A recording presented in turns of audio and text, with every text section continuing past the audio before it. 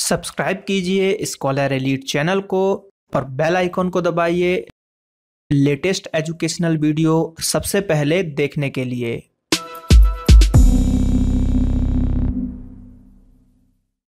दोस्तों यहां पर अगर हम बात करें जीव विज्ञान की, तो आज का जो टॉपिक है वो है जीव विज्ञान। अब इसमें जो आज हम पढ़ने वाले हैं, इसमें हम क्या पढ़ने वाले हैं? इसमें हम पढ़ेंगे जीवों का वर्गीकरण। क्या पढ़ेंगे? जीवों का वर्गीकरण। तो अब हमने ये दो पार्ट पढ़ लिए, बायोलॉजी के ब्रांचेस पढ़ ली हमने, परिचय पढ़ लिया। अब जीवों का वर्गीकरण, यहां से क्वेश्चंस बनते हैं। पिछले पार्ट में जो मैंने आपको बताया था ऑब्जेक्टिव, वहां से भी क्वेश्चंस बनते हैं। अब इसमें पहले मैं आपको डिटेल पढ़ाऊंगा और लास्ट में एक टेस्ट हम लोगों ने बना के रखा हुआ है, तो उस टेस्ट को सॉल्व करेंगे। चलिए स्टार्ट करते हैं। तो देखते हैं जीवधारियों का वर्गीकरण, क्लासिफिकेशन ऑफ क्रिएचर्स। डिटेल चीजें हैं कि क्या कैसा होता है, पहले ओवरव्यू ले लेते हैं। तो देखिए, समानताओं एवं विषमताओं की बात करें, ठीक है, विषमताओं की बात करें, यानी कि समानताएं होती हैं और जो डिफरेंसेस होते हैं, उनके आधार पर जीवधारियों को विभिन्न समूहों में विभाजित करने को वर्गीकरण या फिर क्लासिफिकेशन कहते हैं। यानी कि जो जीव लोग हैं उनकी क्या समानताएं हैं, क्या असमानताएं हैं, उनके आधार पर अगर आप जीवों को बांट देते हो तो उसको हम क्या बोलेंगे? उसी को हम बोलेंगे वर्गीकरण या फिर क्लासिफिकेशन। जीव विज्ञान की वह शाखा जिसके अंतर्गत जीवधारियों का वर्गीकरण किया जाता है, वर्गीकरण विज्ञान अथवा वर्गीकी कहलाता है, यानी कि टैक्सोनॉमी कहलाता है। ठीक है, क्या कहलाता है? टैक्सोनॉमी कहलाता है। इसको याद रखिएगा। एक क्वेश्चन बहुत ही फेमस है, फादर ऑफ मॉडर्न टैक्सोनॉमी, तो उसको हम आगे चर्चा करेंगे। वर्गीकरण का सबसे छोटा वर्गक प्राय जाति होता है, स्पीसीज होते हैं, और दूसरी ओर सबसे बड़ा जो है वर्गक, उसको क्या बोलते हैं? किंगडम बोलते हैं या फिर हम जगत बोलते हैं।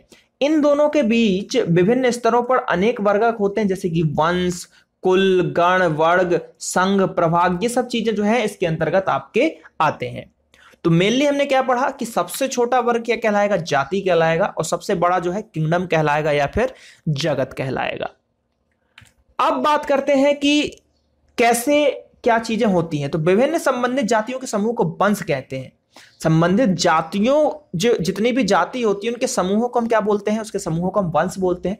और समान लक्षण वाले एक या अधिक वंशों को एक कुल या फैमिली बोलते हैं, और कई कुलों को एक गण बोलते हैं, और कई गणों को एक वर्ग बोलते हैं, यानी कि क्लास बोलते हैं। और जैसे कि हम बोलते हैं ना कि ये ओबीसी क्लास है, मतलब अपनी अगर जाति की बात करें तो डिवाइड है ना, उस तरीके से कि ओबीसी, एससी, एसटी और जनरल। अब बात करें कि कई वर्गों को अगर मिला दिया जाए तो क्या होगा? तो एक संघ बन जाएगा या प्रभाग बन जाएगा, डिवीजन बन जाएगा। तथा एक ही प्रसार के संघों या प्रभागों को जगत यानी कि किंगडम में रखते हैं। आवश्यकता अनुसार इन श्रेणियों को, ठीक है, इन श्रेणियों को उप श्रेणियों में भी विभाजित किया जाता है। रैंक दे दी जाती है इनको, आवश्यकता अगर पड़ गई तो सब कैटेगरी में हम इसको डिवाइड कर देते हैं। अब बात करते हैं कुछ यहां से जो क्वेश्चंस बनते हैं। देखिए, सन 1753 में कैरोलस लीनियस, इनको याद रखिएगा, कैरोलस लीनियस ने जीवों की द्विनाम पद्धति को प्रचलित किया।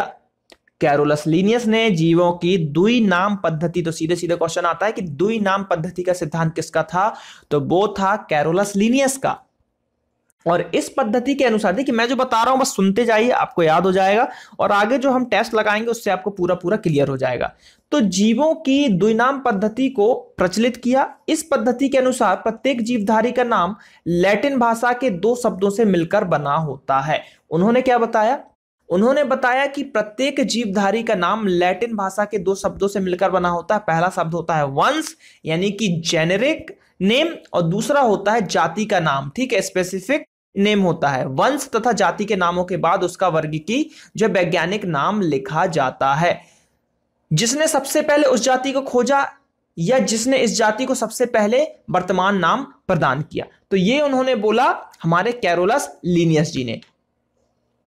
तो ये जो मैंने अंडरलाइन किया हुआ है, ये यहां पर जो है इंपॉर्टेंट चीजें हैं कि पहला शब्द क्या होता है? वंश का नाम होता है, और दूसरा शब्द क्या होता है? जाति का नाम होता है। तो ये क्वेश्चन पूछा जा चुका है कि किसी भी जीवधारियों की नाम पद्धति, द्विनाम पद्धति में पहला नाम क्या होता है? तो पहला नाम वंश का नाम होता है, दूसरा नाम क्या होता है? तो जाति का नाम होता है।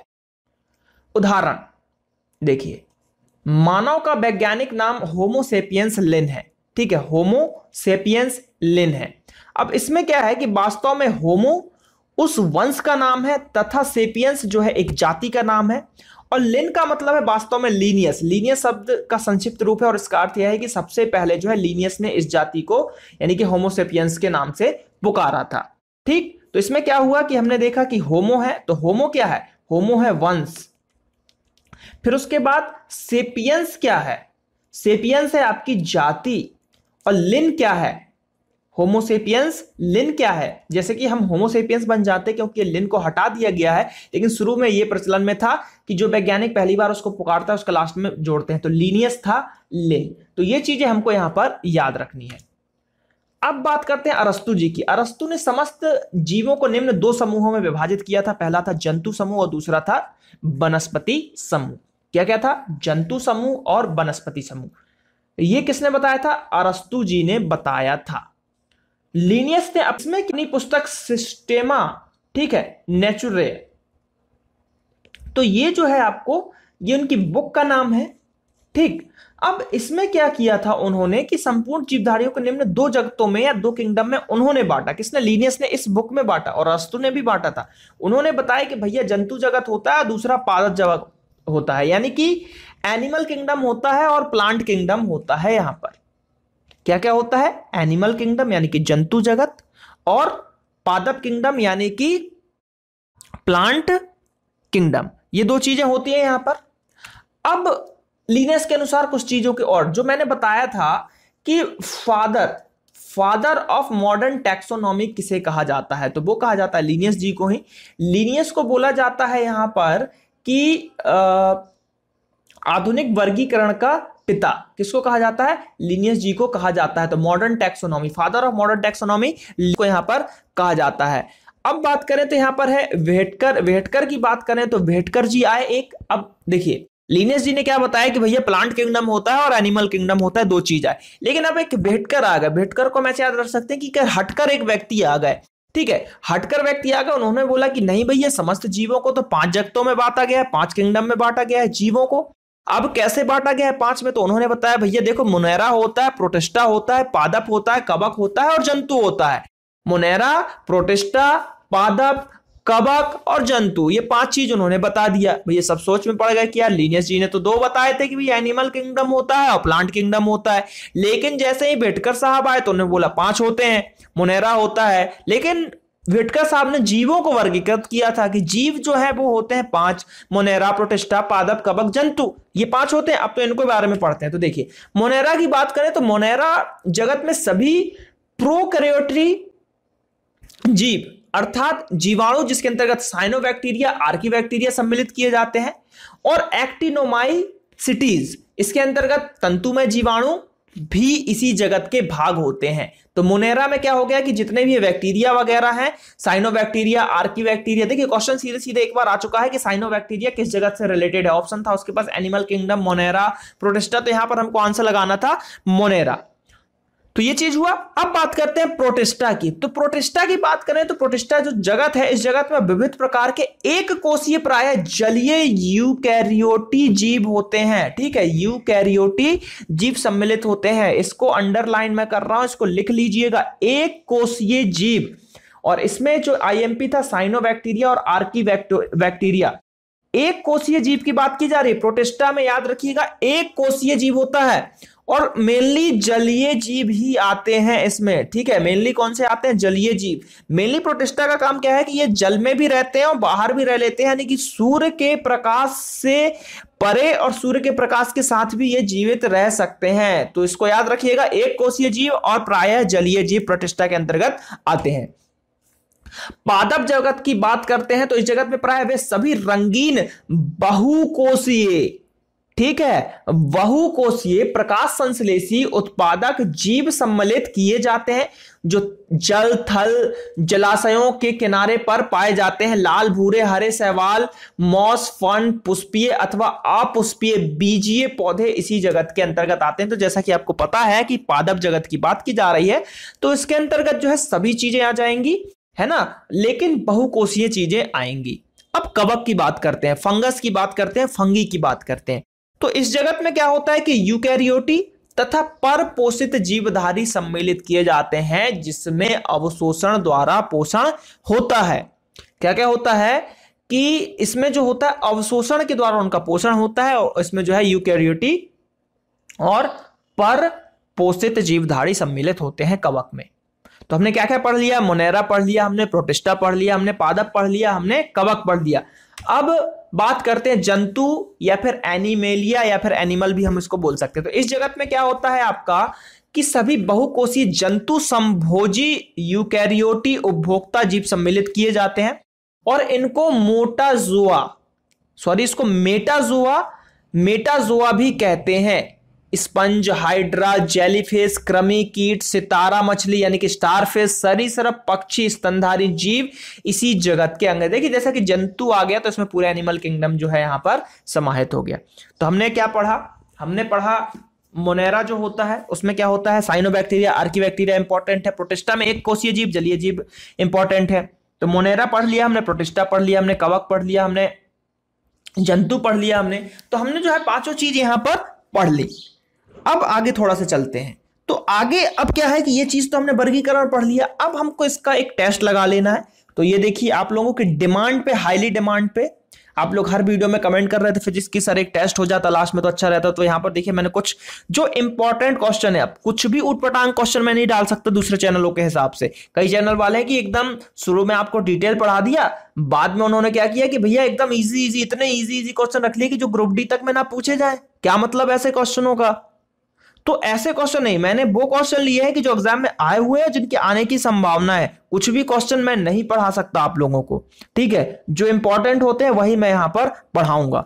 तो चलिए, मानव का जैविक नाम क्या है? मानव का जैविक नाम, तो इसमें हमने देखा होमो सब में है। हमने क्या पढ़ा था? मानव का नाम होमोसेपियंस लिन पढ़ा था, लेकिन लिन को हटा दिया गया है जैसा कि मैंने बताया था, वो वैज्ञानिक का नाम था।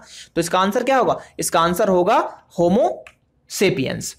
अगला है, किसको आधुनिक वर्गीकरण का पिता या फादर ऑफ मॉडर्न टेक्सोनॉमी कहा जाता है? Most very very very very IMP question. इसको जितना वेरी आप कर सकते हो उतना कर लीजिए, बहुत ही इंपॉर्टेंट क्वेश्चन है। तो ये कहा जाता है कैरोलस लीनियस को, जैसा कि हमने पढ़ा था। देखिए मुझे नहीं लगता कि मुझे इसके आंसर बताने की जरूरत है, आपको बिल्कुल याद हो गया होगा और आप आंसर लगा पा रहे होगे। तो इसका आंसर है लीनियस यानी कि कैरोलस लीनियस।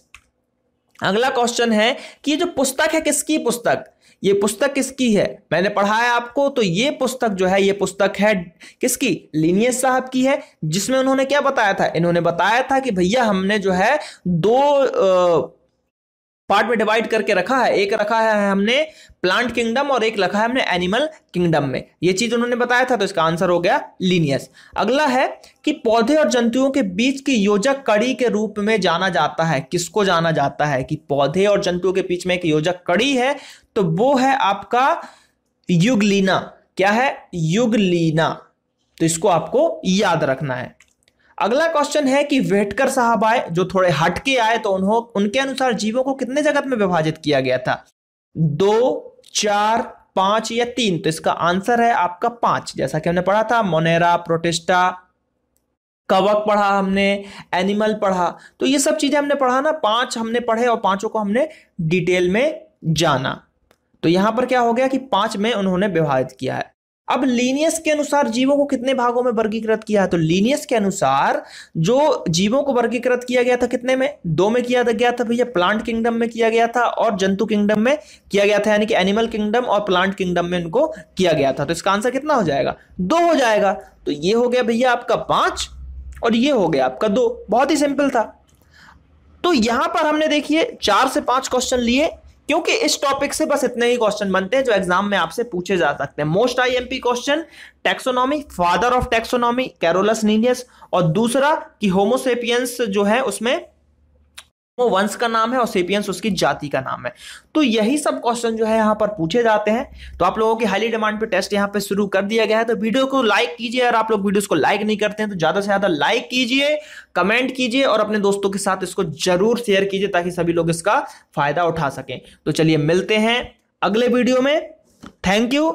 जय हिंद, जय भारत।